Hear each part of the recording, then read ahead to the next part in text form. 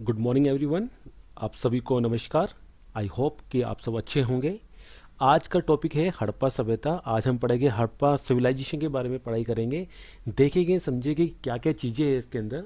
पहले हम इसके बारे में थोड़ा सा डिस्कशन में पढ़ेंगे, क्या था, कैसे था, किन लोगों ने इसको खोजा, स्टार्टिंग कहाँ से हुई, राइट। फिर उसके बाद हम इसके ऑब्जेक्टिव क्वेश्चन पढ़ेंगे, क्योंकि एग्जाम में ऑब्जेक्टिव क्वेश्चन पूछे जाते हैं। इंडिया में आप किसी भी लेवल का एग्जाम दे रहे होंगे, चाहे वो यूपीएससी का हो, चाहे किसी स्टेट लेवल का पीसीएस हो, या एनटीपीसी रेलवे हो, या ग्रुप डी की तैयारी भी कर रहे हैं, तो भी आपके लिए हिस्ट्री के अंदर ये टॉपिक जो है हड़प्पा सभ्यता काफ़ी इंपॉर्टेंट रहता है। यहाँ से क्वेश्चन बनने के बहुत ज़्यादा चांसेस रहते हैं, राइट। जो बच्चे मेंस की तैयारी कर रहे हैं उनके लिए भी ये वीडियो काफ़ी ज़्यादा इंपॉर्टेंट रहने वाला है, क्योंकि इसमें जो पॉइंट्स आपको मिलेंगे सीखने के लिए, उससे आप अपने मेंस के अंदर अच्छे से उसको डिनोट कर सकते हैं। तो चलिए माता का नाम लेकर शुरू करते हैं। जय माता दी।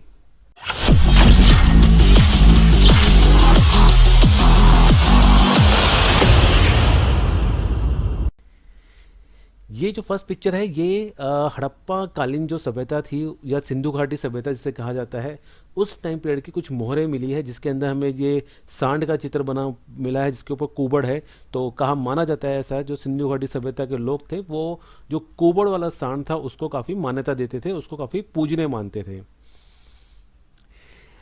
ये टॉपिक शुरू करने से पहले मैं आपको थोड़ा सा कुछ इसके बारे में बताना चाहता हूँ, ताकि इसमें समझ आए आपको कि क्या क्या पॉइंट्स है, कहाँ से वो जो सभ्यता स्टार्टिंग है और कहाँ कहाँ वो तक फैली हुई थी। क्योंकि ये बहुत इंपॉर्टेंट है, क्योंकि क्वेश्चन बनते हैं कि ये जगह कहाँ पे है, सिंधु घाटी संबंधित वो जगह कहाँ पे है। तो उसको हम इस चार्ट के, मतलब इस ग्राफ के माध्यम से इसको कंप्लीट करेंगे। पहला स्टार जो आ रहा है वो जम्मू कश्मीर में आ रहा है। तो जम्मू कश्मीर का जो ये पार्ट है, इसे कहते हैं मांडा। क्या कहते हैं? मांडा। मेरे साथ साथ रिपीट करते जाना, जैसे मैं बोलता हूँ मेरे साथ रिपीट करते जाना। जम्मू कश्मीर में जो पार्ट है इसका नाम क्या है? मांडा। मांडा से क्वेश्चन क्या बन सकता है? ये क्वेश्चन बन सकता है कि सिंधु घाटी सभ्यता से संबंधित सबसे उत्तरी बिंदु कौन सा है। तो सबसे उत्तरी बिंदु यानी कि सबसे नॉर्थ जो पॉइंट है वो कौन सा है? वो है मांडा। कहाँ पड़ता है वो? जम्मू कश्मीर में पड़ता है। सेकंड क्वेश्चन से क्या बन सकता है? ये बन सकता है कि जो मांडा जम्मू कश्मीर में है वो किस नदी के किनारे स्थित है। तो जो मांडा है, जो सिंधु घाटी सभ्यता से संबंधित स्थल है, वो किस नदी के किनारे है? वो चिनाब नदी के किनारे है। ठीक है, यहाँ से दो क्वेश्चन बन सकते हैं। नेक्स्ट आपका है बिल्कुल पूर्वी बिंदु। तो पूर्वी बिंदु को क्या कहते हैं हम लोग? उसका, उस जगह का नाम है आलमगीरपुर। ठीक है, आलमगीरपुर जो है वो आपका यूपी में है, उत्तर प्रदेश में स्थित है। किस नदी के किनारे है? तो हिंडन नदी के किनारे है। तो क्वेश्चन बेसिकली ये बनेगा कि सिंधु घाटी सभ्यता का सबसे पूर्वी बिंदु कौन सा है। तो सिंधु घाटी सभ्यता का सबसे पूर्वी बिंदु कौन सा है? आलमगीरपुर। कहाँ पे है? उत्तर प्रदेश में है। तो ऑप्शन दोनों में से कुछ भी हो सकता है, उत्तर प्रदेश भी हो सकता है, आलमगीरपुर भी हो सकता है। ठीक है, मगर मोस्ट प्रॉब्ली जो ऑप्शन होगा वो आलमगीरपुर होगा, क्योंकि यूपी तो आपको सबको पता होगा कि हाँ यार ये तो उत्तर में इतना ही आएगा। ठीक है ना। तो सबसे जो नॉर्थ साइड जो जो सॉरी नॉर्थ कह रहा हूँ, जो सबसे हमारी क्या कहते हैं, जो पूर्वी साइड है वो कौन सी है? आलमगीरपुर है, उत्तर प्रदेश में स्थित है। और किस नदी के किनारे है? हिंडन नदी के किनारे स्थित है। अब बात करते हैं सबसे दक्षिणी बिंदु की, सबसे साउथ पॉइंट की। जो सबसे साउथ पॉइंट है हमारा वो है देमाबाद। क्या है? देमाबाद। कहाँ पे स्थित है? महाराष्ट्र में स्थित है। और किस नदी के किनारे है? तो ये परवा नदी के किनारे है, और परवा नदी गोदावरी नदी की सहायक नदी है। क्वेश्चन क्या बनेगा? क्वेश्चन बनेगा सिंधु घाटी सभ्यता का सबसे दक्षिण बिंदु कौन सा है। तो कौन सा है? देमाबाद है। या क्वेश्चन बनेगा कि देमाबाद कहाँ स्थित है। देमाबाद महाराष्ट्र में स्थित है। देमाबाद या फिर सिंधु घाटी सभ्यता का सबसे दक्षिणी बिंदु किस नदी के किनारे स्थित है। तो परवा नदी के किनारे स्थित है। अगर वहाँ पे परवा नदी नहीं दी होगी तो गोदावरी नदी दी होगी, क्योंकि गोदावरी नदी परवा नदी की सहायक नदी है। ठीक है। नेक्स्ट जो पॉइंट आ रहा है वो आ रहा है हमारा पाकिस्तान के अंदर। ये कहाँ पे? ये है सुतका गेंडोर। ठीक है, सुतका गेंडोर ये कहाँ पे? बलूचिस्तान में है। बलूचिस्तान कहाँ पड़ता है? पाकिस्तान में। और ये किस नदी के किनारे है? ये दश नदी के किनारे है। ठीक है। अगर आप ग्रुप डी की तैयारी कर रहे हैं तो बेसिकली आपको सिर्फ इतना ही क्वेश्चन आता है कि क्या कहते हैं, देमाबाद कहाँ पे है, या फिर क्या कहते हैं, सिंधु घाटी सभ्यता का सबसे दक्षिणी बिंदु कौन सा है, सबसे नॉर्थ बिंदु कौन सा है। अगर आप यूपीएससी की तैयारी कर रहे हैं, किसी स्टेट लेवल की पीसीएस की तैयारी कर रहे हैं, तो मोस्टली क्वेश्चन वहाँ पे कैसे होते हैं? मैचिंग वाले होते हैं। यानी कि आपको जो स्टेट्स हैं वो दिए होंगे, और साथ में जो उनके नाम है, जो जैसे मान लो महाराष्ट्र दिया होगा तो महाराष्ट्र के सामने आलमगीरपुर दिया होगा, उत्तर प्रदेश दिया होगा, उत्तर प्रदेश के सामने मांडा दिया होगा, तो आपको उसमें क्या करना पड़ेगा, मैच करना पड़ेगा। तो मैचिंग के अंदर क्वेश्चन आने का इसका बहुत ही ज़्यादा चांसेस है, बहुत इंपॉर्टेंट टॉपिक है ये। और इस इंपॉर्टेंट टॉपिक के अंदर जो ये जो पॉइंट आपको आपको स्क्रीन पे दिखाई दे रहा है, ये यूपीएससी के पॉइंट ऑफ व्यू से बहुत इंपॉर्टेंट है और ग्रुप डी के पॉइंट ऑफ व्यू से भी बहुत इंपॉर्टेंट है। तो सिंधु घाटी सभ्यता को समझने से पहले आपको ये समझना पड़ेगा कि इसका क्या क्या एरिया है। अगर हम बात करें अब इन सब के बारे में, राइट, हमने ये चार बिंदुओं के बारे में बात करें इन सब के बारे में, तो ये इस तरफ का कुछ एक क्या कहते हैं लाइन ड्रॉ होती है, जिससे मालूम पड़ता है कि इतना बड़ा जो एरिया है वो सिंधु घाटी सभ्यता से संबंधित था। अगर बात करें इस एरिया के बारे में, तो ये कितना एरिया है, तो ये 13 लाख वर्ग किलोमीटर अराउंड का एरिया है। ऐसा क्यों कहा जाता है कि सिंधु घाटी सभ्यता जो है वो सबसे ज़्यादा बड़ी सभ्यताओं में काउंट होती है? क्यों? क्योंकि सिंधु घाटी सभ्यता के साथ साथ ही मिस्र की सभ्यता भी चल रही थी, मोसोपोटामिया की सभ्यता भी चल रही थी, राइट। मगर मोसोपोटामिया की सभ्यता और मिस्र की सभ्यता को मिलाने के बावजूद भी सिंधु घाटी की सभ्यता उनसे 10 टाइम्स, मतलब 10 टाइम्स उनसे ज़्यादा बड़ी थी। मतलब बड़ी ना सेंस कि वो बहुत लार्ज स्केल पे फैली हुई थी। जो ये पूरा पोर्शन आपको दिखाई दे रहा है, जो पाकिस्तान से जम्मू कश्मीर, फिर आपका उत्तर प्रदेश, फिर आपका महाराष्ट्र, फिर दोबारा पाकिस्तान जा रहा है, तो ये पूरा का पूरा एरिया जो है ये 13 लाख वर्ग किलोमीटर के अंदर आता है, जो कि अपने आप में एक बहुत बड़ा एरिया है। ठीक है। अगर बात की जाए इसके लंबाई के बारे में, तो ये 16 लाख वर्ग किलोमीटर की लंबाई में फैला हुआ है। और अगर बात की जाए इसकी चौड़ाई के बारे में, तो ये 14 लाख वर्ग किलोमीटर की चौड़ाई में फैला हुआ है।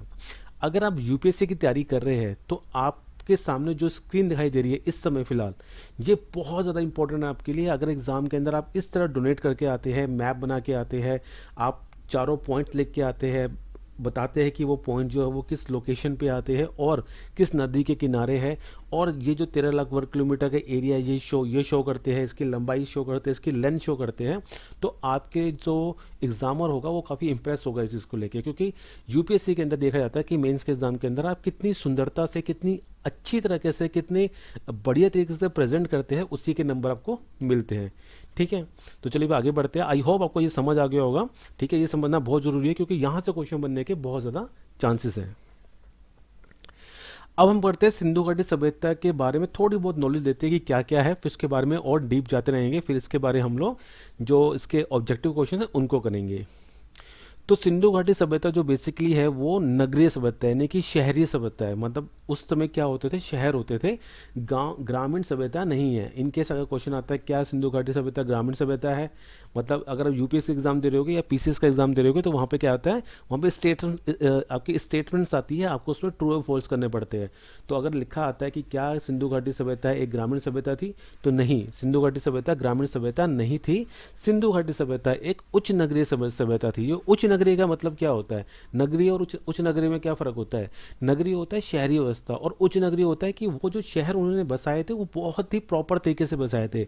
जैसा कि एज ए एग्जाम्पल अगर हम बात करते हैं आज के टाइम में, अगर हम देखा जाए तो हम सबको पता है कि जो चंडीगढ़ शहर है, राइट, जो चंडीगढ़ शहर है वो एक प्लान सिटी के अंदर आता है। प्लान सिटी के अंदर क्यों? क्योंकि वो बिल्कुल प्लानिंग के थ्रू बनाया गया है, राइट। हर एक चीज़ को बड़े ध्यान से रख के बनाया गया है, जल की निकासी को ध्यान में रख के बनाया गया है। इसी तरह सिंधु घाटी सभ्यता की जो बारे में बात करते हैं, जो आज से काफ़ी हज़ारों साल पुरानी सभ्यता है, उस समय भी जो सिस्टम ये लोग यूज़ करते थे वो सिस्टम आज भी प्रॉपर तरीके से यूज़ नहीं कर पा रहे हैं। क्योंकि आज भी हमने कई जगह देखा होगा कि कहीं पे पानी खड़ा हो जाता है, कहीं पे नालियाँ ब्लॉक हो जाती है। मगर इनके टाइम पीरियड में इनकी जो व्यवस्था थी, इनकी जो एडमिनिस्ट्रेशन, जो इनकी मान लो इनकी जो पकड़ थी उसमें अंदर, वो इतनी स्ट्रांग थी कि कहीं पे ब्लॉकेज नहीं होती थी, और कहीं पे भी ऐसा नहीं होता था किसी घर का दरवाज़ा किसी और के घर के दरवाजे के सामने खुल रहा हो। तो काफ़ी सिस्टमैटिक चीज़ थी जो उन्होंने बनाई थी। ठीक है। इसमें क्या था कि इस टाइम के लोगों के अंदर कृषि की नॉलेज थी। कृषि की नॉलेज इन सेंस, क्योंकि हमने पहले ही पढ़ चुके हैं हम लोग से पहले वाले चैप्टर में कि जो पाषाण काल था, जिसको 3 भागों में बांटा गया था, पूरा पाषाण काल, मध्य पाषाण काल और नव पाषाण काल। तो हमने देखा था जो कृषि थी वो नव पाषाण काल के टाइम पे स्टार्ट हो चुकी थी। ठीक है। और जो सिंधु घाटी सभ्यता का टाइम पे आया था, तो इस टाइम पीरियड के अंदर जो ये लोग थे, इनको कृषि के बारे में अच्छी खासी नॉलेज थी और ये कृषि पर पूरा डिपेंड थे। मगर अगर क्वेश्चन आता है कि सिंधु घाटी सभ्यता जो है वो मेनली किस लिए जान जाती है, उसका जो मेन जो चीज़ है वो क्या थी, तो वो क्या था, वो कृषि नहीं थी, वो क्या था, व्यवसाय था। जो सिंधु घाटी सभ्यता है ये अपने बिजनेस के लिए जान जाती है, अपने व्यवसाय के लिए जानी जाती है। ठीक है, और अगर बात की जाए लोकेशन की, हमने ऑलरेडी ऊपर पढ़ा था मगर दोबारा करते हैं। लोकेशन की बात की जाए इंडिया के अंदर तो पंजाब का पूरा एरिया, ठीक है, जम्मू कश्मीर का एरिया, राजस्थान, गुजरात, उत्तर प्रदेश का एरिया, हरियाणा का एरिया, और सिंधु है जो क्या कहते हैं पाकिस्तान में पड़ता है, बलूचिस्तान का एरिया पड़ता है, इन सब एरिया में ये फैली हुई थी। ये टॉपिक स्टार्ट करने से पहले हम स्टार्ट करते हैं कि सिंधु घाटी सभ्यता की जो खोज है वो कहाँ से स्टार्ट हुई थी, कैसे स्टार्ट हुई थी, और क्या क्या उनके जो लोग रहे जो इसी से जुड़े हुए हैं। ठीक है, अगर हम सिंधु घाटी सभ्यता के बारे में बात करते हैं तो सबसे जो पहला नाम आपके दिमाग में आएगा वो है चार्ल्स मैसन। क्या आएगा? चार्ल्स मैसन। मेंस की जो तैयारी कर रहे हैं वो भी अपने, अगर आपको एग्जाम में क्वेश्चन आता है सिंधु घाटी सभ्यता के बारे में लिखने के लिए तो आपको इसी तरह लिखना पड़ेगा कि खोजकर्ता, और आपको स्टार्टिंग करनी पड़ेगी चार्ल्स मैसन से। ठीक है, क्योंकि चार्ल्स मैसन से ही इसकी सिंधु घाटी सभ्यता की स्टार्टिंग हुई थी। हुआ क्या था, जो चार्ल्स मैसन थे उन्होंने सबसे पहले 1826 ईस्वी के अंदर सिंधु घाटी सभ्यता का पता लगाया था। ठीक है, और इन्होंने जो इसका वर्णन है, जो इसके बारे में है, वो अपनी एक पत्रिका जो कि उन्होंने 1842 में प्रकाशित की थी, जिसका नाम था नैरेटिव ऑफ जर्नी, इसमें किया था। ठीक है, बेसिकली क्या था कि वो इतनी अच्छी तरह उसको जज नहीं कर पाए कि ये इतनी पुरानी सभ्यता भी हो सकती है। पहले क्या था, पहले इंडिया के अंदर जो वैदिक काल था, जिसको हम अब आगे नेक्स्ट वीडियो में पढ़ेंगे, सबसे पहले वैदिक काल को सबसे पुराना टाइम पीरियड माना जाता था, और माना जाता था कि वैदिक काल ही सबसे सबसे बहुत पुराना पीरियड है इंडिया के पॉइंट ऑफ व्यू से। ठीक है, मगर जब हड़प्पा संस्कृति की खोज हुई और ये देखा गया कि ये जो चीज़ है हड़प्पा संस्कृति जो है, और जो इसके अवशेष मिले हैं, जो चीज़ें मिली है, और जब इतिहासकारों ने इसका पता लगाया तो समझ आया कि हड़प्पा संस्कृति जो है वो तो वैदिक काल से भी बहुत ज़्यादा पुरानी थी। ठीक है, और एक बिल्कुल वेल सेटल, मतलब एक ऐसी सभ्यता नहीं थी। इवन आप देखा जाए तो अगर आप हिस्ट्री को ध्यान से पढ़ेंगे तो सिंधु घाटी सभ्यता जो कि वैदिक सभ्यता से भी पुरानी सभ्यता है, वो एक शहरी सभ्यता है, वो एक उच्च नगरीय सभ्यता है। जबकि जो आपकी वैदिक कालीन जो सभ्यता है, जो वैदिक कालीन जो टाइम पीरियड है आपका, वो एक ग्रामीण सभ्यता है। यानी कि वैदिक काल के अंदर लोग गाँव में रहा करते थे, झोपड़ियाँ बना कर रहा करते थे।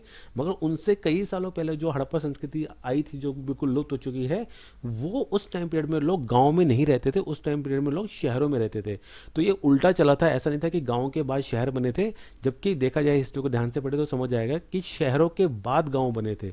ठीक है, तो चार्ल्स मैसन का बेसिकली यही है कि सर्वप्रथम जो चार्ल्स मैसन थे, इन्होंने 1826 के अंदर सिंधु घाटी सभ्यता का पता लगाया था, और इसका जो वर्णन किया गया था 1842 में उन्होंने एक पत्रिका प्रकाशित की थी जिसका नाम था नैरेटिव ऑफ जर्नी। इसके अंदर उन्होंने सिंधु घाटी सभ्यता का के बारे में बताया था। नेक्स्ट अगर खोजकर्ता के बारे में बात करें तो आएगा बर्टन बिंदुओं का नाम। बर्टन बिंदु कौन थे? ये दो भाई थे। ठीक है, बेसिकली क्या था कि 1856 ईस्वी का टाइम पीरियड था। ठीक है, कराची से लेकर लाहौर के बीच में एक रेलवे लाइन का काम चल रहा था। कराची से लाहौर के बीच में एक रेलवे लाइन का काम चल रहा था, जिसका जो कार्यभार था किन लोगों ने संभाल रखा था? बर्टन बंधुओं ने संभाल रखा था, जिनका नाम था जेम्स बर्टन और विलियम बर्टन। ये दो भाई थे। ठीक है, इनके टाइम पीरियड पे क्या हुआ था, इनके टाइम पीरियड पे जब ये काम कर रहे थे वहाँ पे, तो इनके पास जो ईंटें थी ना वो ख़त्म हो गई थी, मतलब जो मटेरियल था वो ख़त्म हो गया था।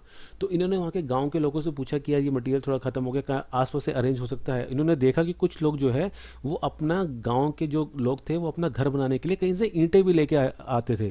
तो इन्होंने देखा ये ईंटें कहाँ से लेके आ रहे हैं, तो उन्होंने देखा कहीं पे ज़मीन के अंदर कहीं पे ये खुदाई करते हैं और वहाँ से ईंटें निकलती हैं, जिससे ला ला के ये लोग अपना घर बनाते हैं। उस टाइम पीरियड पे किसी को भी ये नॉलेज नहीं थी कि जिस चीज़ को वो खोद रहे हैं वो एक इतिहास के अंदर बहुत ही इंपॉर्टेंट रोल प्ले करेगी, क्योंकि ये इतिहास की बहुत ही पुरानी और मान लो कि पाषाण काल के बाद की सभ्यता है, जो कि इंडिया के अंदर वैदिक काल से भी पुरानी सभ्यता मानी जाती है। राइट, तो इस समय भी ये बात हुई थी, मगर इस समय भी किसी ने, बर्टन बंधु ने गौर नहीं किया कि ये सभ्यता बहुत पुरानी सभ्यता हो सकती है। मगर आप जब भी मेंस के अंदर लिखेंगे तो आप लिखेंगे ऐसे ही, चले चार्ल्स मैसन का नाम लिखेंगे, उसके बाद अब बर्टन बंधुओं का नाम लिखेंगे। नेक्स्ट अगर बात की जाए इसके अंदर जो इम्पोर्टेंट रोल प्ले करते हैं इसके अंदर, वो आता है अलेक्जेंडर किंगडम। इनका नाम क्यों इतना इंपॉर्टेंट आता है? क्योंकि इन्होंने 1853 से लेकर 1856 के बीच में इन्होंने क्या किया था, हड़प्पा जो क्षेत्र थे इनके बारे में जानकारी इकट्ठी करनी शुरू कर दी थी। मगर प्रॉब्लम क्या हुई कि ये कुछ ज़्यादा अच्छे से जानकारी इकट्ठी नहीं कर पाए, मतलब बड़ी सटीकता से जानकारी इकट्ठी नहीं कर पाए। मगर अगर क्वेश्चन बनता है, अगर क्वेश्चन ये बनता है कि सिंधु घाटी सभ्यता की खोजकर्ता के अंदर सबसे महत्वपूर्ण नाम किनका है, तो किनका आएगा? अलेक्जेंडर किंगडम का आएगा, क्योंकि इनके टाइम पीरियड पे ही वहाँ पे खोजकर्ता का काम शुरू हो गया था। हालांकि इनको बहुत अच्छी सफलता नहीं मिली थी, मगर इनके टाइम पीरियड पे काम शुरू हो गया था। नेक्स्ट जो नाम आएगा जो कि बहुत ज़्यादा इंपॉर्टेंट है, उसका नाम है सर जॉन मार्शल। क्या नाम है? Sir John Marshall. Sir John Marshall जो थे उस टाइम पीरियड में, क्योंकि ये टाइम पीरियड वो टाइम पीरियड था जब हमारा देश जो है वो गुलाम था, ठीक है। तो भारतीय पुरातत्व विभाग जो था हमारे भारत का, उसके जो हेड थे उनका नाम था सर जॉन मार्शल। इन्होंने क्या किया था, 1921 के अंदर इसकी खुदाई का काम कराना शुरू कर दिया था, ठीक है। इसलिए ये बहुत ज़्यादा इंपॉर्टेंट है, क्योंकि उन्होंने क्या कहते हैं, सिंधु घाटी सभ्यता की क्या कहते हैं जो खुदाई थी वो काम कराना शुरू कर दिया था। किस टाइम पीरियड पे? 1921 में। टाइम जरूर याद रखना, क्योंकि क्वेश्चन बनता है कि हड़प्पा संस्कृति जो है उसकी खुदाई का कार्यक्रम कब शुरू हुआ था। तो कब शुरू हुआ था? 1921 में शुरू हुआ था। किन्होंने शुरू कराया था, मतलब किन्होंने इसको लीड किया था, इसको क्या कहते हैं प्रोजेक्ट को? तो इन्होंने लीड किया था सर जॉन मार्शल ने, ठीक है। इस टाइम पीरियड में सर जॉन मार्शल के साथ दो इंडियंस भी थे, जिनका नाम क्या है? जिनका नाम है राय बहादुर दयाराम साहनी और राखलदास बनर्जी। दोनों को दोनों नाम बहुत ज़्यादा इंपॉर्टेंट है, आपको देखने को मिल सकते हैं एग्जाम के अंदर। राय बहादुर दयाराम साहनी और राखलदास बनर्जी। मार्शल के अनुसार क्या था कि सिंधु घाटी सभ्यता का जो टाइम पीरियड है वो 3250 बीसी से लेकर 2750 बीसी तक माना जाता है। मगर एक्चुअली क्या, अगर हम अभी आगे पढ़ेंगे इसको लेके, जो मार्शल ने अपनी थ्योरी दी थी, मार्शल की थ्योरी के अकॉर्डिंग ये था कि जो सिंधु घाटी सभ्यता है इसका जो टाइम पीरियड है वो 3250 बीसी से 2750 बीसी के बीच का होना चाहिए। मगर हम ये सब जानते हैं, एक पद्धति है जिसको C14 के नाम से जाना जाता है, कार्बन 14 बेसिकली एक ऐसी पद्धति होती है, ऐसी टेक्निक होती है जिसके थ्रू हम जो पुरानी चीज़ें हैं उनका टाइम पीरियड हम लोग पता लगा सकते हैं। मगर जब कार्बन 14 इस समय आई थी तो उस समय जो डेट निकल के आई वो इस डेट से डिफरेंट थी। हम आगे पढ़ेंगे उसके बारे में, ठीक है। तो अभी जब हम खोजकर्ता के बारे में पढ़ रहे थे, तो अब हमारा जो मेन जो नाम आएगा वो आएगा सर जॉन मार्शल का, जिन्होंने 1921 में इसकी खुदाई का काम शुरू कराया था। और उनकी जो हेल्प की थी, या उनके जो साथ जो दो इंडियन ने काम किया था, उनका नाम था राय बहादुर दयाराम साहनी और राखलदास बनर्जी, ठीक है। अब क्वेश्चन करते हैं, वहाँ से समझते हैं। ऑब्जेक्टिव क्वेश्चन रहेंगे सारे सारे। पाकिस्तान में जो हड़प्पा संस्कृति से संबंधित जो स्थल है वो कौन से पाए जाते हैं? तो कौन से हैं हड़प्पा संस्कृति से संबंधित स्थल पाकिस्तान के अंदर? हड़प्पा जो पंजाब प्रांत का हिस्सा है। ये बात हम सब लोग अच्छी तरह जानते हैं कि जब इंडिया का क्या कहते हैं विभाजन हुआ था, तो पंजाब के दो टुकड़े हुए थे। आधा पंजाब इंडिया के पास है और आधा पंजाब कहाँ पे है? पाकिस्तान में है। तो हड़प्पा संस्कृति की जो खोज की गई थी वो कहाँ की गई थी? पंजाब प्रांत में की गई थी, जो फिलहाल कहते हैं वर्तमान में या प्रेजेंट में कहाँ पे है? आपका पाकिस्तान में है। जबकि जिस समय इनकी खोज की गई थी 1921 में, उस समय तो भारत हमारा आज़ाद नहीं हुआ था। उस समय तो पूरा ये इंडिया की ही लैंड होती थी। मगर अब क्या है, ये वर्तमान में पाकिस्तान के प्रांत में है, ठीक है। नेक्स्ट वर्ड है इसका कोट दीजी। कोट दीजी ये भी कहाँ है? सिंध प्रांत में है, ठीक है। नेक्स्ट है चुंदड़ो, ये कहाँ पे है? ये भी सिंध प्रांत में है। फिर नेक्स्ट कौन सा है? मोहनजोदड़ो, ये भी आपका सिंध प्रांत में आता है। फिर उसके बाद जो है सुत कागो डोर और डाबर कोट और बालाकोट, ये कहाँ पे? ये बलूचिस्तान में है, ठीक है। बेसिकली क्या है, अगर पाकिस्तान के बारे में बात की जाए, क्योंकि माइट भी हो सकता है ये क्वेश्चन पूछा जा सकता है कि ये जो जगह है ये कहाँ पड़ती है, तो हड़प्पा कोट दीजी, चुंदड़ो, मोहनजोदड़ो, सुत कागोडोर, डबल कोट और बालाकोट, ये सारा का सारा एरिया आपका कहाँ पड़ता है? ये सारा का सारा आपका एरिया पाकिस्तान में पड़ता है। नेक्स्ट क्वेश्चन है कि भारत में हड़प्पा संस्कृति से संबंधित स्थल कौन कौन से हैं? तो भारत में कौन से स्थल पाए जाते हैं? लोथल जो गुजरात में है, कालीबंगा जो राजस्थान में है हनुमानगढ़ जिले के अंदर, बनावली जो हरियाणा में है फतेहाबाद में, राखीगढ़ी जो हरियाणा में है हिसार में, आलमगीरपुर जो उत्तर प्रदेश में है मेरठ में, और सुतकोटदा जो गुजरात में है कच्छ जिले में, ठीक है। तो जो क्वेश्चन बनेंगे वो उसके अराउंडिंग बनेंगे, के सराउंड बनते रहेंगे। क्वेश्चन बनता रहेगा कि ये कहाँ मिला, वो कहाँ मिला, तो वो हम आगे पढ़ते रहेंगे सारा सारा। जितना भी क्वेश्चन बन सकते हैं इसके अंदर ऑब्जेक्टिव सारे के सारे कवर किए गए हैं। आप इस वीडियो को अच्छे से गो थ्रू करना, आपका ये टॉपिक बहुत अच्छे से बड़े प्यार से कवर हो जाएगा, ठीक है। तो भारत के स्थलों के बारे में बात की जाए तो लोथल गुजरात में, कालीबंगा राजस्थान, बनावली राखीगढ़ी हरियाणा, आलमगीरपुर उत्तर प्रदेश और सुतकोटड़ा आपका काम पड़ेगा गुजरात में पड़ेगा, ठीक है। क्वेश्चन बेसिकली ऐसे ही बनते हैं कि आपसे पूछा जाएगा कि कालीबंगा कहाँ पर है, तो आपको टिक करना पड़ेगा राजस्थान में, राखीगढ़ी कहाँ पे आपका हरियाणा में, आलमगीरपुर कहाँ आपका उत्तर प्रदेश में, तो आपको इस हिसाब से टिक करना पड़ेगा। अब क्या करते हैं, थोड़ा थोड़ा इनके बारे में पढ़ लेते हैं, समझ लेते हैं, फिर उसके बाद ऑब्जेक्टिव क्वेश्चन पे जाएंगे। तो अगर लोथल की बात की जाए तो लोथल कहाँ पे आपका गुजरात में है, ठीक है, लोथल कहाँ पे आपका गुजरात में है। तो इसकी खोज कब हुई थी, इसकी खुदाई कब हुई थी, तो रंगनाथ राव जो थे उनके नेतृत्व में 1954 से 1955 के अंदर इसकी खुदाई का काम किया गया था। इन केस अगर आप किसी पीसीएस लेवल की तैयारी कर रहे हैं, यूपीएससी की तैयारी कर रहे हैं, तो भी आपके लिए बहुत इंपॉर्टेंट रहेगा। आप लिख सकते हैं वहाँ पे कि आप क्या कहते हैं पॉइंट्स लिखना वहाँ पे कि जो हड़प्पा संस्कृति के जो स्थल है उसमें लोथल है, लोथल गुजरात में पड़ता है, और उससे क्या क्या पॉइंट्स है, उसके बाद आपको थोड़ा सा उसको डिफाइन कर देना। अगर आप ग्रुप डी की तैयारी कर रहे हैं तो आपके लिए बेसिकली सिर्फ इतना क्वेश्चन आएगा कि जो लोथल गुजरात में पड़ता है इसकी खुदाई का कार्य किसने कराया था। तो लोथल जो गुजरात में इससे खुदाई का कार्य कराया था रंगनाथ राव ने। कब कराया था, 1954 से 1955 के बीच में कराया था।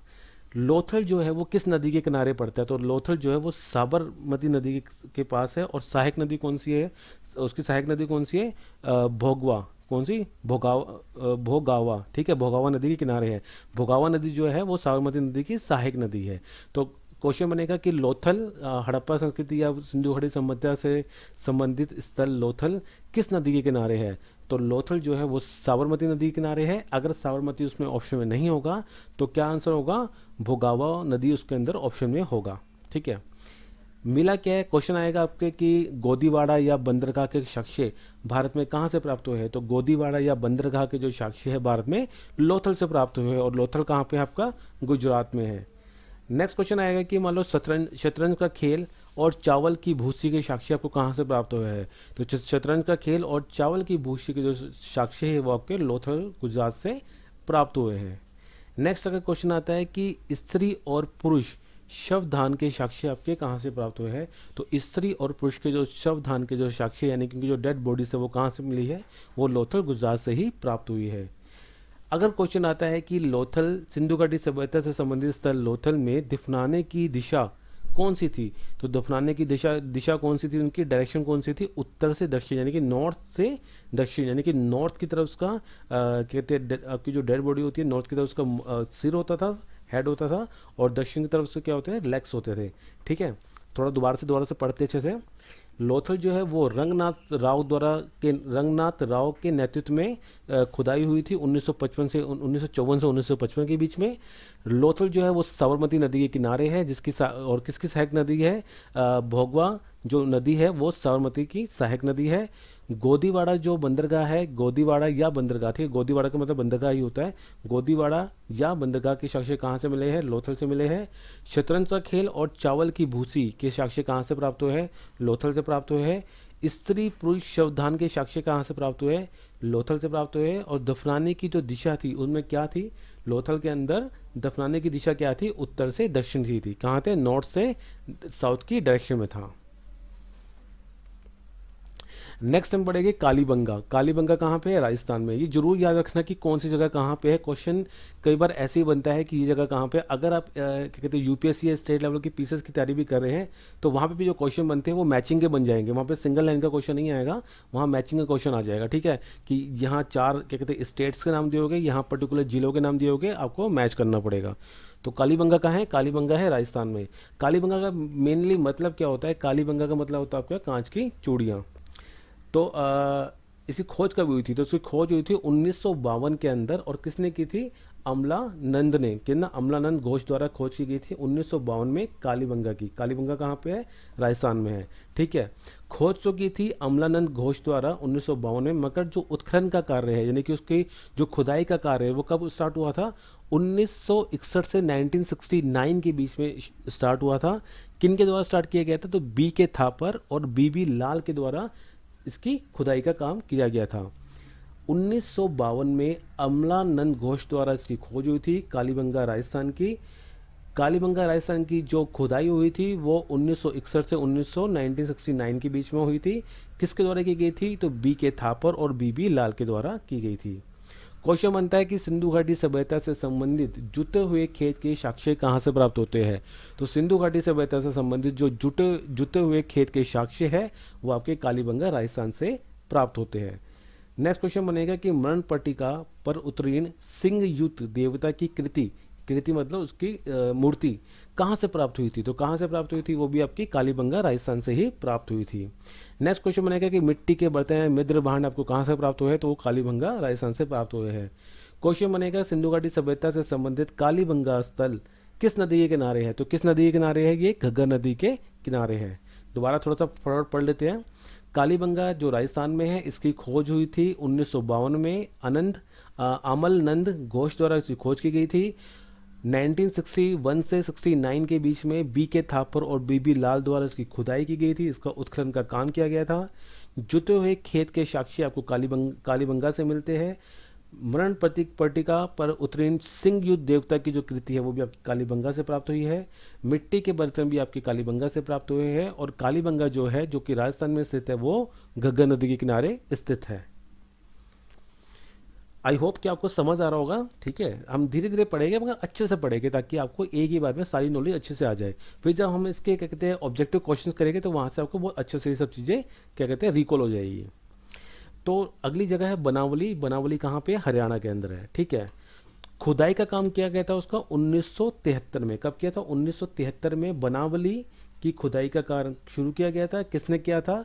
आर के बिष्ट ने किया था। और बनावली कहाँ पे है? हरियाणा के अंदर फतेहाबाद में है। बनावली हरियाणा में फतेहाबाद में स्थित है।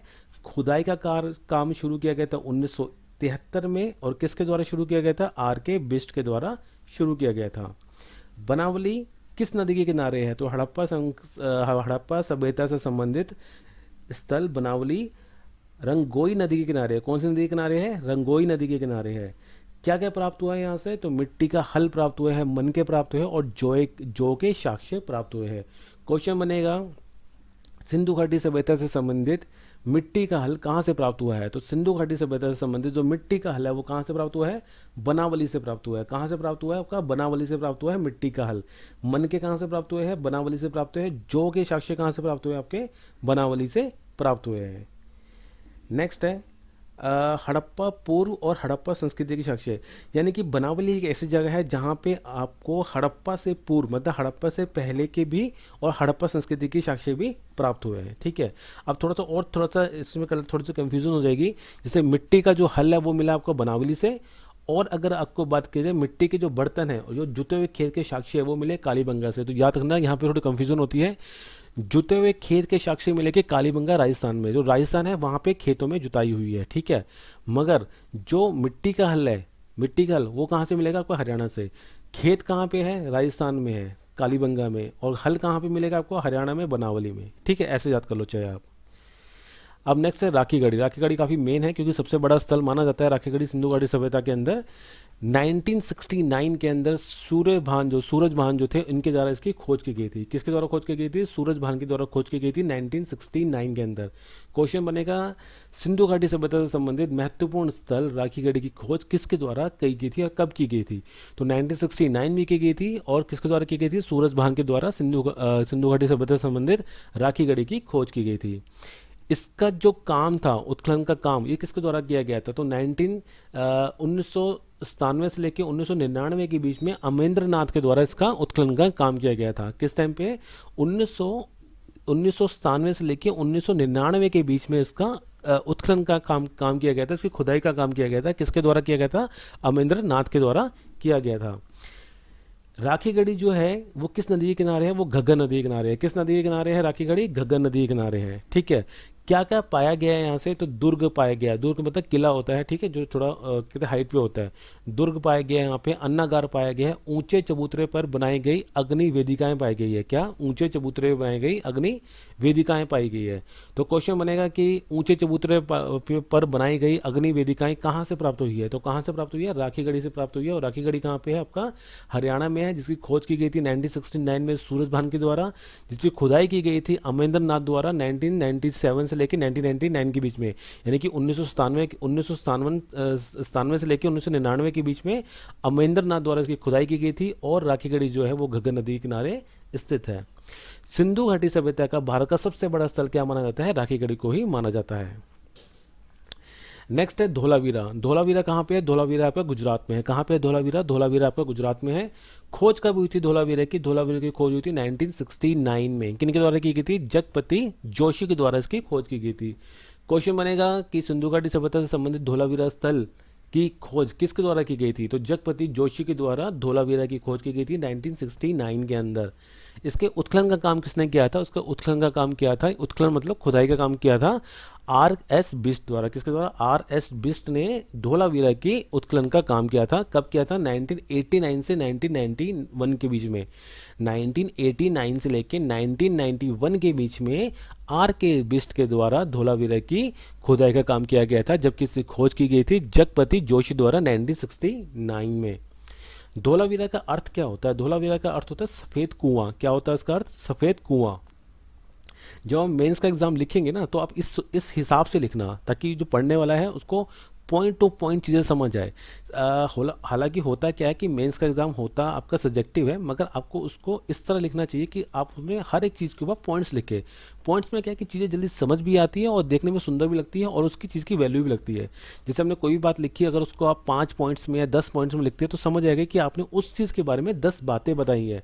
अगर वो 10 बातें ना लिख के, 10 पॉइंट्स ना लिख के आप उसको पूरे पैराग्राफ में लिखते हैं तो उसकी इतनी ज़्यादा वर्थ नहीं रहती है। ठीक है। और बाकी जो ग्रुप डी वाले हैं उनके लिए तो कोई इशू ही नहीं है, उनके लिए सिंगल लाइन के क्वेश्चंस रहते हैं।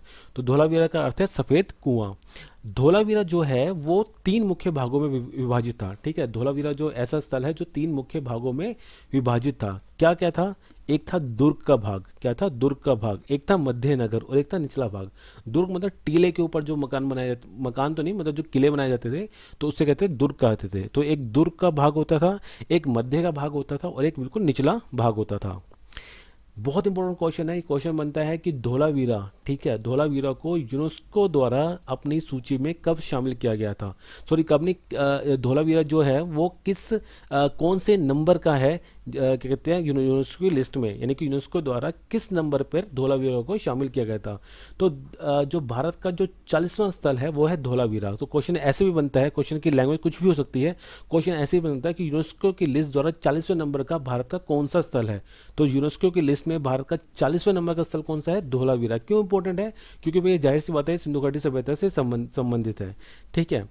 धोलावीरा किस नदी के किनारे स्थित है? तो धोलावीरा जो है मासर और मानहार नदी के संगम पर स्थित है। 2 नदियां हैं, मासर और मानहार। इन दोनों नदियों का जो संगम है, इसके संगम के स्थल पर धोलावीरा स्थित है कहाँ पे? गुजरात में है। ठीक है। अब यहाँ से हम लोग क्वेश्चन करना शुरू करेंगे। ठीक है। और ऑब्जेक्टिव में जितने भी क्वेश्चन बनते हैं उन सबको कवर करने की कोशिश करेंगे।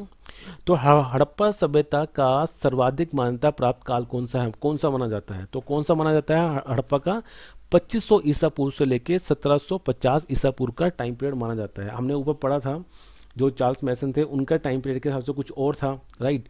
मगर जब C14 की पद्धति अपनाई गई, ठीक है, कार्बन 14 की पद्धति अपनाई गई, तो उसके अकॉर्डिंग जो डेट निकल के आई है वो निकल के आई है 2500 से लेके 2500 BC से लेके 1750 BC के पीरियड का टाइम पीरियड है। क्योंकि ये जो पद्धति है एक लॉजिकल है, एक साइंटिफिक है, इसलिए इसको मान्यता प्राप्त है। क्वेश्चन कई बार बन सकता है कि किसके द्वारा, मतलब किसने हड़प्पा सभ्यता से संबंधित जो टाइम पीरियड है 2500 BC से लेकर 1750 BC का, किसने इसको क्या कहते हैं अपना सपोर्ट दिया था, ठीक है, समर्थन दिया था? तो किसने समर्थन दिया था? DP अग्रवाल ने इसको अपना समर्थन दिया था। ठीक है। क्योंकि इतिहास का क्या होता है, हर इतिहासकार का मत जो होता है अलग अलग होता है, मगर जब C14 के हिसाब से ये डेट निकल के आई सामने, तो DP अग्रवाल जी ने क्या किया था, इसको अपना समर्थन दिया था कि हाँ ये जो चीज़ है ये ठीक है, क्योंकि ये साइंटिफिक बेस भी है, ठीक है, किसी तथ्य पे आधारित है। नेक्स्ट है कि सिंधु घाटी सभ्यता में घोड़ों के अवशेष कहाँ से प्राप्त हुए? तो कहाँ से प्राप्त हुए हैं घोड़ों के अवशेष? सुरकोटदा से प्राप्त हुए। कहाँ से? सुरकोटदा से प्राप्त हुए घोड़ों के अवशेष। अब क्वेश्चंस आते रहेंगे, आप इसको याद करते रहना, या फिर आप नोट्स बना लेना, या फिर वीडियो को 2 या 3 बार देख लेना, आपको ये क्वेश्चन अच्छे से माइंड में सेट हो जाएंगे। ठीक है। तो हमने ये लास्ट क्वेश्चन क्या किया था? हमने किया था कि सिंधु घाटी सभ्यता में जो घोड़े के अवशेष मिले वो कहाँ से प्राप्त हुए हैं? सुरकोटदा से प्राप्त हुए घोड़े के अवशेष। नेक्स्ट है कि हड़प्पा सभ्यता की खोज किस वर्ष हुई थी? तो किस वर्ष की गई थी हड़प्पा सभ्यता की खोज?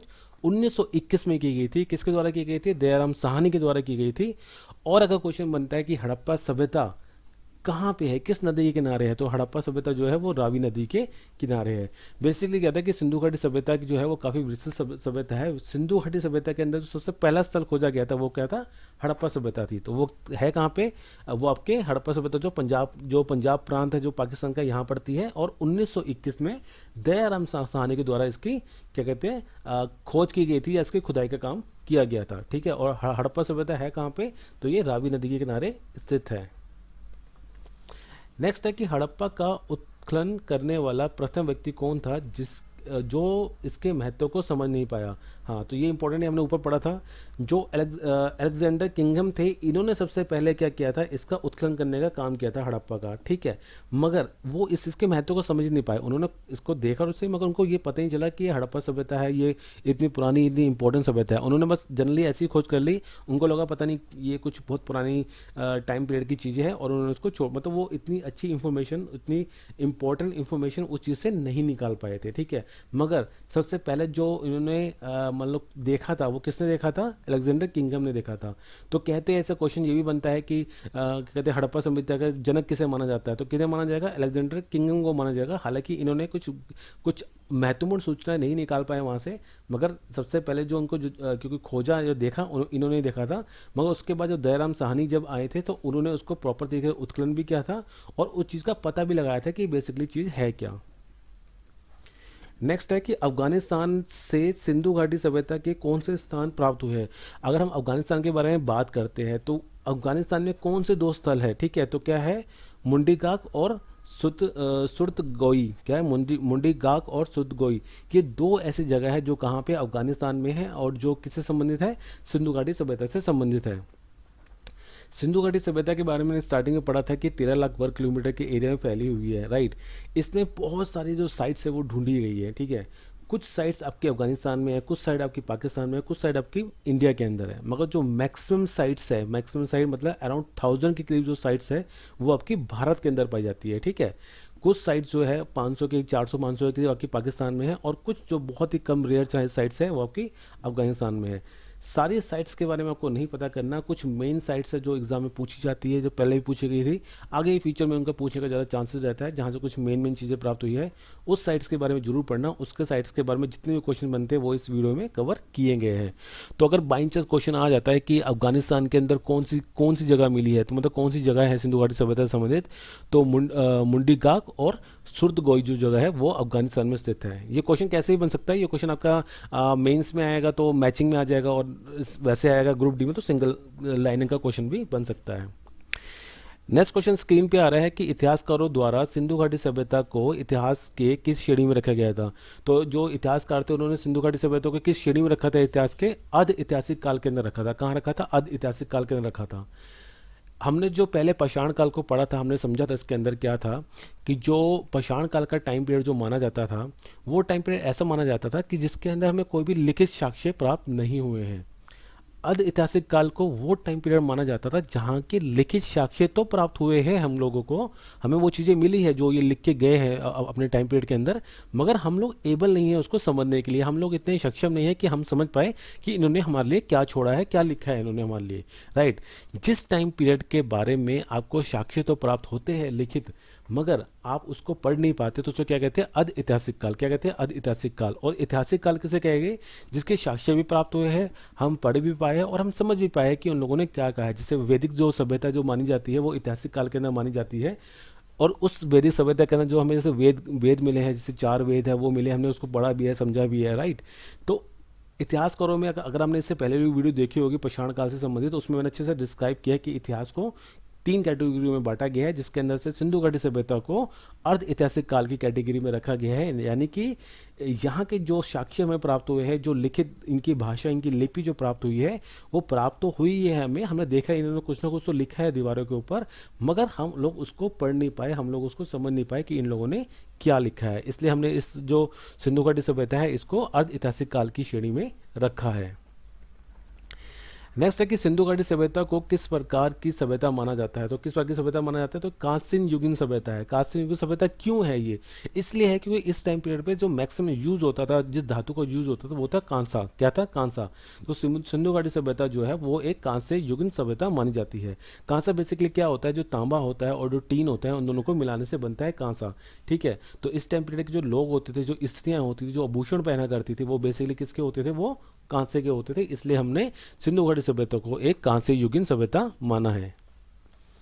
नेक्स्ट है कि किस पदार्थ का उपयोग हड़प्पा काल की मोहरों के निर्माण में किया जाता था। तो क्या क्या यूज़ किया था, तो क्या यूज़ किया था, सिल्क खेड़ी। क्या, सिल्क खेड़ी। सिल्क खेड़ी एक ऐसा पदार्थ होता था, ऐसी ऐसी चीज़ होती थी जिसको हम लोग क्या करते थे, किस लिए यूज़ करते थे, उसको हम यूज़ करते थे मोहरे बनाने में। ठीक है, तो अगर क्वेश्चन बनता है कि हड़प्पा काल के अंदर जो मोहरों का निर्माण हुआ था वो किस चीज़ से बनती थी मोहरे, तो वो बनती थी सिल्क खेड़ी से। ये काफ़ी इंपॉर्टेंट क्वेश्चन है, ये एग्जाम में कई बार देखा भी गया है। ठीक है, और माइट भी हो सकता है कि आगे पूछा जाए, तो जरूर याद करके जाना। जो हड़प्पा संस्कृति का टाइम पीरियड था, सिंधु घाटी सभ्यता का जो टाइम पीरियड था, उस टाइम पीरियड के अंदर जो मोहरे बना करती थी वो सिल्क खेड़ी की बनती थी। नेक्स्ट है यहाँ पे कि हड़प्पा सभ्यता के निवासी की रिहाइश व्यवस्था किस प्रकार की थी। तो किस प्रकार की थी, तो शहरी थी। ये हमने स्टार्टिंग में ही पढ़ा था। जो हड़प्पा सभ्यता है, जैसे वैदिक काल सभ्यता जो थी वो ग्रामीण सभ्यता थी। ठीक है, मगर वैदिक काल सभ्यता से पहले की जो सभ्यता थी, हजारों साल पुरानी सभ्यता, जो हड़प्पा सभ्यता जिसे कहा जाता है, सिंधु घाटी सभ्यता कहा जाता है, वो ग्रामीण नहीं थी, वो एक शहरी सभ्यता थी। जबकि एक उच्च नगरीय सभ्यता थी। उच्च नगरीय मतलब बहुत ही वेल प्लान सिटीज में रहा करते थे लोग, जहाँ ऐसा नहीं था कि कोई भी चीज़ कहीं पे भी ऐसी ही है। मतलब हर एक चीज़ को बड़ी प्लानिंग से बनाया गया था, हर एक चीज़ को बड़ा ध्यान दिया गया था। देखा गया था कि दरवाज़ों का साइज़ कितना होना चाहिए, दरवाज़ा किस तरफ खुलता है, सनलाइट कैसे आती है, नालियाँ कैसे होनी चाहिए, पानी कैसा होना चाहिए, पानी किस तरह आएगा, पानी किस तरह जाएगा। मतलब ईच एंड एवरीथिंग पे इन्होंने बहुत ज़्यादा फोकस करके बहुत ही प्लानिंग से अपनी सिटीज़ को बनाया था। और ये कहना भी गलत नहीं होगा कि हम आज के टाइम पे भी हम उन चीज़ को फॉलो नहीं कर पा रहे जो ये हज़ारों साल पहले करके जा चुके हैं। आज के टाइम भी आपने देखा होगा आसपास बहुत सारे एरियाज ऐसे हैं जहाँ पे मतलब सीवर ब्लॉकेज हो जाता है, पानी का ब्लॉकेज हो जाता है, वाटर ब्लॉकिंग हो जाती है। ठीक है, या जो गलियाँ हैं, जो रोड है वो प्रॉपर तरीके से नहीं है, घर कैसे भी बने हुए हैं आज के टाइम पे। मगर इनके टाइम पीरियड के अंदर जो जगह थी, जो सिस्टमेटिक था, जो एडमिनिस्ट्रेशन जो इनकी थी वो बहुत ही सिस्टमेटिक थी। ठीक है, हर चीज़ बड़े तरीके से बनाई गई थी।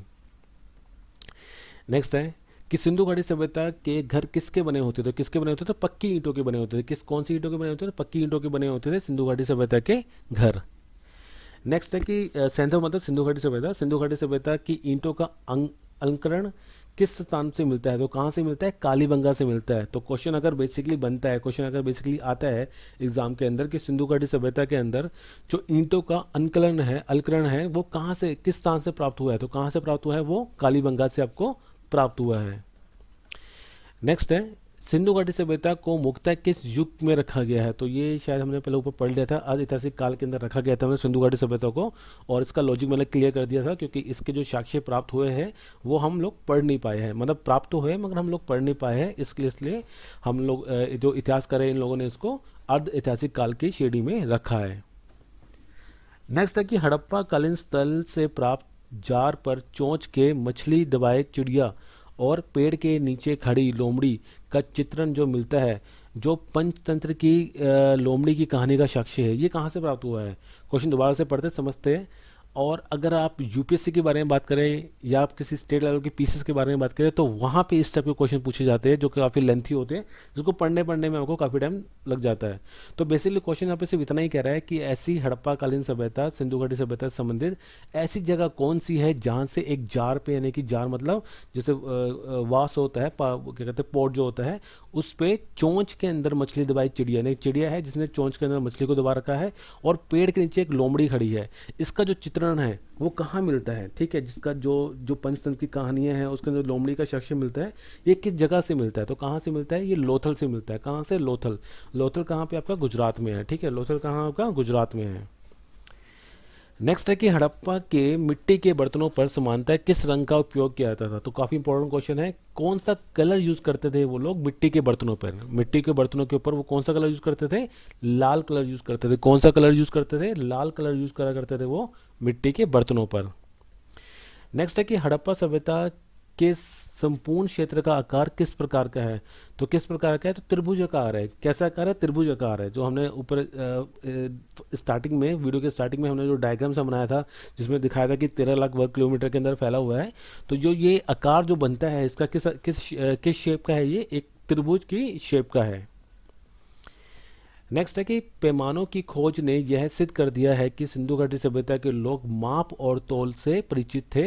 यह खोज कहाँ हुई थी? कहने का मतलब पैमाने, मतलब ये एक जैसे जैसे क्या कहते हैं आपका क्या कहते हैं, तराजू जैसे होता है आपका, राइट। तराजू जो होता है, तराजू में क्या कहते हैं, आप माप तोल करते हैं, ठीक है, आप जो चीज़ें होती हैं उनको तोलते हैं। तो यहाँ क्वेश्चन पूछ रहा है कि जो सिंधु घाटी सभ्यता के लोग जो है उनको माप तोल की नॉलेज थी, ठीक है, वो माप तोल के चीज़ें लिया करते थे। इस बात के जो खोज है वो कहाँ पे हुई है, कैसे मालूम पड़ा? तो लोथल से इस चीज़ के हमें साक्ष्य मिले, जिसके द्वारा हमें पता लगा है कि सिंधु घाटी की सभ्यता के जो लोग थे वो चीज़ों को नापते तोलते थे, यानी कि वो तराजू और रज्जू का यूज़ करते थे। और वो बेसिकली जैसे हम लोग जैसे आप मार्केट जाते हैं, कुछ सामान लेके आते हैं तो केजीज में वो आपको वेट तोल के देते हैं। तो वहाँ इस टाइम पीरियड के जो लोग थे वो लोग भी इस हिसाब से इस पद्धति को अपनाते थे। नेक्स्ट है कि सिंधु घाटी सभ्यता को किन सभ्यताओं के समकालीन माना जाता है? तो क्वेश्चन बेसिकली ये कि जब सिंधु घाटी सभ्यता चल रही थी उस समय वर्ल्ड के अंदर और कौन कौन सी सभ्यताएं चल रही थी उस टाइम पीरियड के अंदर। तो हमने, अगर आपने थोड़ा सा गौर किया, अगर हमने स्टार्टिंग में हमने पढ़ा था कि जो मिस्र की सभ्यता थी, मेसोपोटामिया की सभ्यता थी, जो चीन की सभ्यता थी, वो सिंधु घाटी सभ्यता की समकालीन सभ्यता मानी जाती है। मगर सिंधु घाटी सभ्यता जो है वो इतने लार्ज स्केल में फैली हुई थी कि सबसे वर्ल्ड की सबसे बड़ी सभ्यता के का अगर नाम लिया जाएगा तो क्या नाम आएगा? सिंधु घाटी सभ्यता का नाम ही आएगा। क्योंकि अगर हम इन सबको मिला भी देते हैं तो भी इनका एरिया इतना नहीं बनता था जिनका सिंधु घाटी सभ्यता का बनता था। नेक्स्ट है, और जो ये क्वेश्चन जो है, ये वाला क्वेश्चन जो है कि मिस्र की सभ्यता, मेसोपोटामिया की सभ्यता, चीन की सभ्यता, ये किस हिसाब से क्वेश्चन आएगा? ये क्वेश्चन आएगा कि कौन सी सभ्यता सिंधु घाटी सभ्यता के समकालीन नहीं थी, ऐसे क्वेश्चन आएगा, ठीक है। तो ये तीन तो सिंधु घाटी सभ्यता का समकालीन थी, और एक जो आपको अलग से नया ऑप्शन दे दिया होगा जिसको आपको टिक करना पड़ेगा, क्योंकि वही आपका राइट आंसर होगा। तो आपको पहले पता होना चाहिए कि कौन सी सभ्यता सिंधु घाटी सभ्यता के समकालीन थी, ताकि आप बड़े ईजिली वो सभ्यता को खोज पाए जो कि सिंधु घाटी सभ्यता के समकालीन नहीं थी। नेक्स्ट है कि सिंधु घाटी से जो है वो हड़प्पा है, सिंधु घाटी के लिए मेसोपोटामिया की सभ्यता में किन शब्द का उपयोग किया था? तो क्वेश्चन बेसिकली आपसे ये पूछा जाता है कि सिंधु घाटी जो सभ्यता थी वो मेसोपोटामिया सभ्यता की समकालीन थी। तो मेसोपोटामिया की सभ्यता के जो लोग थे वो सिंधु घाटी सभ्यता को किस नाम से जानते थे, उनके लिए किस प्रकार का शब्द यूज करते थे? तो उनको कहते थे मेलुहा। क्या कहते थे? मेलुहा। यानी कि मेसोपोटामिया के जो लोग थे वो सिंधु घाटी सभ्यता के लोगों को क्या कहा करते थे? मेलुहा कहा करते थे। क्या कहते थे? मेलुहा कहा करते थे। और काफ़ी इंपॉर्टेंट क्वेश्चन है, ये एग्जाम में आ सकता है। नेक्स्ट है कि हड़प्पा सभ्यता की जानकारी का मुख्य स्रोत क्या है? तो क्या मुख्य स्रोत है हड़प्पा संस्कृति की जानकारी का? पुरातात्विक खुदाई। बेसिकली क्या है, इसको समझना अच्छे से। पुरातात्विक खुदाई क्या होती है कि जितनी भी चीज़ें हमें मिली है जो सिंधु घाटी सभ्यता से संबंधित है वो ज़मीन में दबी मिली है, ठीक है। कहीं भी आप मान लो आपने राखी गढ़ी की खोज की होगी, या आपने क्या कहते हैं मोहनजोदड़ो या हड़प्पा की कहीं भी खोज की होगी, यहाँ की जो चीज़ें मिली हैं वो ज़मीन के अंदर दबी हुई थी, उनकी खुदाई की गई है और खुदाई के बाद वो साक्ष्य प्राप्त हुए हैं। इसलिए ये क्वेश्चन ये पूछ रहा है आपसे कि सिंधु घाटी सभ्यता या जो हड़प्पा सभ्यता है इनकी जो जानकारी प्राप्त होती है उसका स्रोत क्या है? तो उसका स्रोत ऐसा नहीं है कि ऑलरेडी वो बाहर था, धरती के ऊपर था और हमने उसको देख लिया, हमने उसको खोज लिया, नहीं, वो ऑलरेडी धरती के अंदर दब चुका था, हमने खुदाई करी, उस खुदाई करने के बाद उस स्रोत को हमने निकाला। तो उसका आंसर इसलिए ये बनेगा कि पुरातात्विक खुदाई की गई थी, खुदाई के बाद इनके साक्ष्य हमें प्राप्त हुए हैं। नेक्स्ट है कि हड़प्पा कालीन समाज किन वर्गों में विभक्त था? तो किन वर्गों में, किन भागों में बांटा हुआ था कहते हैं जो समाज था उसको? तो जो सोसाइटी थी, जो हड़प्पा कालीन सभ्यता थी या जो सिंधु घाटी सभ्यता थी, वो 4 भागों में बटी हुई थी: विद्वान, योद्धा, व्यापारी और श्रमिक, ठीक है। विद्वान, योद्धा, व्यापारी और श्रमिक। विद्वान वो लोग थे जो थोड़े उच्च कोटि के थे और जो जैसे ब्राह्मण को काउंट किया जाता है उस श्रेणी के अंदर, ठीक है। तो उस टाइम पीरियड पे उन लोगों को एक दुर्ग दिया जाता था, यानी कि वो ऊंची श्रेणी पे कहीं रहा करते थे, ऊंची चोटी पे रहा करते थे। फिर योद्धा होते थे जो फाइट वाइट करा करते थे। फिर व्यापारी होते थे जो व्यापार किया करते थे। और श्रमिक जो होते थे जो छोटा मोटा काम किया करते थे।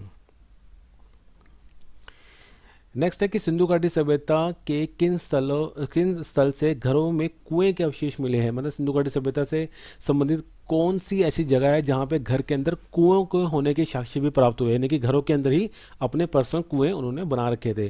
तो कहाँ से मिले हैं? मोहनजोदड़ो से मिले हैं। यानी कि मोहनजोदड़ो जो कि पाकिस्तान में स्थित है, वहाँ पे जो घर बने होते थे उन लोगों ने अपना पर्सनल कुआं बना रखा था। उनमें हर एक, जैसे हमारे घर में क्या होता है, हर एक घर के अंदर टैब लगा होता है, तो आप टैब खोलते हो पानी आ जाता है।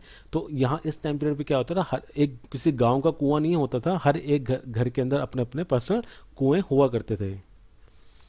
नेक्स्ट है कि सिंधु घाटी सभ्यता में कौन सा स्तन सिंधु घाटी नदी के किनारे पर बसा हुआ है। यानी क्वेश्चन कह रहा है कि जो सिंधु घाटी सभ्यता में कौन सा स्थल जो है वो सिंधु घाटी नदी के किनारे बसा हुआ है, तो वो है मोहनजोदड़ो। यानी कि मोहनजोदड़ो, या क्वेश्चन ऐसे ही बन सकता है आपसे कि सिंधु घाटी सभ्यता से संबंधित स्थल मोहनजोदड़ो किस नदी के किनारे है, तो किस नदी के किनारे है? सिंधु नदी के किनारे है। या क्वेश्चन ये बन जाएगा कि सिंधु घाटी सभ्यता से संबंधित कौन सा स्थल जो है वो सिंधु नदी के किनारे है, तो क्या है? मोहनजोदड़ो। बेसिक समझना अच्छे से, लैंग्वेज एग्जाम में कैसे भी आए, आपको अगर बेसिक पता होगा आप उसका आंसर आराम से टिक कर पाएंगे। मोहनजोदड़ो कहाँ पे है? मोहनजोदड़ो पाकिस्तान में स्थित है और सिंधु नदी के किनारे पे है। बस इतना को पता होना चाहिए, लैंग्वेज कोई भी घूम के आएगी आप उसका आंसर सही कर पाएंगे। नेक्स्ट है कि सिंधु घाटी सभ्यता में किन चीज़ों को प्रधानता दी गई थी, तो किन चीज़ों को प्रधानता दी गई थी? व्यापार को प्रधानता दी गई थी। किन को प्रधानता दी गई थी? व्यापार को प्रधानता दी गई थी। हमने स्टार्टिंग में पढ़ा था कि सिंधु घाटी की सभ्यता के लोग कृषि करना भी जानते थे, मगर कृषि करते थे वो लोग, मगर जो प्रधानता थी, जो मेन जो चीज़ थी जिसके बेस पे सिंधु घाटी सभ्यता टिकी पड़ी थी, वो क्या थी? व्यापार। क्या था? व्यापार। नेक्स्ट है कि सिंधु घाटी सभ्यता किससे संबंधित है, तो किससे संबंधित है? जो आदि ऐतिहासिक काल से संबंधित है। ठीक है, ये तो हमने पहले ही पढ़ लिया था। तो किस युग से संबंधित है? तो आदि ऐतिहासिक काल या आदि ऐतिहासिक युग से संबंधित है सिंधु घाटी सभ्यता। नेक्स्ट है कि स्वतंत्र भारत में सबसे अधिक संख्या में हड़प्पा युगकालीन स्थलों की खोज किस प्रांत से हुई है। तो क्वेश्चन कहने का मतलब बेसिकली ये है कि भारत के अंदर ऐसी कौन सा स्टेट है जहाँ से सबसे ज़्यादा जो है वो आपको हड़प्पा कालीन जो सिंधु घाटी सभ्यता से संबंधित चीज़ें है वो प्राप्त हुई है। तो क्या है? गुजरात। ठीक है, तो गुजरात जो है, गुजरात में आपको सबसे ज़्यादा जो है क्या कहते हैं हड़प्पा सभ्यता से संबंधित स्थल है वो आपके प्राप्त हुए हैं।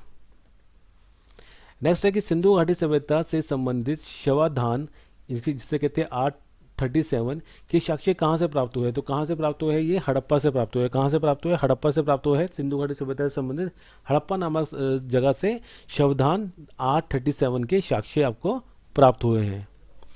नेक्स्ट है कि सिंधु घाटी सभ्यता से संबंधित नर्तकों की मूर्ति के साक्ष्य कहाँ से प्राप्त हुए हैं? तो नर्तक जो है उनकी जो मूर्ति के साक्ष्य कहाँ से प्राप्त हुए हैं? ये प्राप्त हुए हैं मोहनजोदड़ो से। कहाँ से? मोहनजोदड़ो से प्राप्त हुए हैं। सारे क्वेश्चन को ढंग से समझना, जितने भी क्वेश्चन बन सकते हैं इस टॉपिक को लेके वो सारे के सारे इस वीडियो के अंदर कवर हो जाएंगे। वीडियो को एक या दो बार देख लेना अच्छे से, आपको सारे सारे टॉपिक आपके माइंड में अच्छे से सेट भी हो जाएंगे। ठीक है, इन केस अगर, फिर दोबारा बोल रहा हूँ, इन केस अगर कोई क्वेश्चन रह जाता है बाई चांस, क्योंकि देखिए हर कोई बंदा भगवान नहीं है, मेहनत हम सब ने करी है, मगर फिर भी अगर इन केस अगर क्वेश्चन रह जाता है तो आई रिक्वेस्ट यू कि प्लीज़ कमेंट बॉक्स में जाके आप वो क्वेश्चन का answer, question plus answer mention कर दीजिए, ताकि जो भी बच्चा इस वीडियो को देखेगा वो उसके साथ वो वाला क्वेश्चन जो आपने लिखा होगा उसको भी पढ़ लेगा, ताकि इसका पूरा फुल फ्लैश जो पैकेज है वो पूरा कंप्लीट हो जाए। तो क्वेश्चन दोबारा वापस आते हैं कि सिंधु घाटी सभ्यता से संबंधित नर्तकों की मूर्ति कहाँ के साक्ष्य कहाँ से प्राप्त हुए? तो कहाँ से प्राप्त हुए हैं? ये मोहनजोदड़ो से प्राप्त हुए हैं नर्तकों की मूर्ति के साक्ष्य। नेक्स्ट है कि सिंधु घाटी सभ्यता से संबंधित जुते हुए खेत के साक्ष्य कहाँ से प्राप्त हुए हैं? तो जुते हुए खेत के साक्ष्य कहाँ से प्राप्त हुए थे? कालीबंगा से। हमने ऊपर पढ़ा था जुते हुए खेत के साक्ष्य कहाँ से प्राप्त हुए थे? कालीबंगा से प्राप्त हुए थे। और ये कालीबंगा है कहाँ पे? कालीबंगा कहाँ पे था? राजस्थान में था। और ये तो थे जुते हुए खेत के साक्ष्य। और हमने पढ़ा था कि हल प्राप्त हुआ था, वो कहाँ से प्राप्त हुआ था आपका? वो आपका प्राप्त था हरियाणा से। नेक्स्ट है कि सिंधु घाटी सभ्यता को आर्यों से पूर्व रखे जाने का महत्वपूर्ण कारक या कारक क्या है? यानी कि क्वेश्चन कहना चाहता है कि किस वजह से जो सिंधु घाटी सभ्यता है इसको आर्यों से पहले रखा गया, कि आर्यों से पहले की सभ्यता है। तो किसके हिसाब से? मद्र भांड जो होता है ना, कि मिट्टी के बर्तन होते हैं, उनके हिसाब से ऐसा बताया गया। क्यों? क्योंकि समझिए, जो हमने पहले स्टार्टिंग में पढ़ा था C14 जो कार्बन पद्धति होती है, उसके अकॉर्डिंग ये पता लगा है कि जो इस टाइम के जो मदर भांड होते थे ये वैदिक कालीन, यानी कि जो आर्य का टाइम पीरियड था, इनसे भी पहले के है। इसलिए सिंधु घाटी सभ्यता को इतिहासकारों ने आर्यों से पहले की सभ्यता रखा है। इस वीडियो में सिर्फ इतना ही। आई होप आपको ये वीडियो पसंद आया होगा। इसके जो बाकी क्वेश्चंस रह गए हैं वो हम नेक्स्ट वीडियो में करेंगे, डे 2 में करेंगे, और पूरा का पूरा जो चैप्टर है हड़प्पा संस्कृति से उसको कवर कर लेंगे। जितने भी मैक्स टू मैक्स जितने भी क्वेश्चन बन सकते हैं वो सारे हम इस 2 वीडियो के अंदर कवर कर लेंगे। आपको एग्ज़ाम के अंदर अगर इस टॉपिक से क्वेश्चन आता है तो डेफिनेटली आपको सारे के सारे क्वेश्चंस आपको हमारी वीडियो से देखने को मिलेंगे।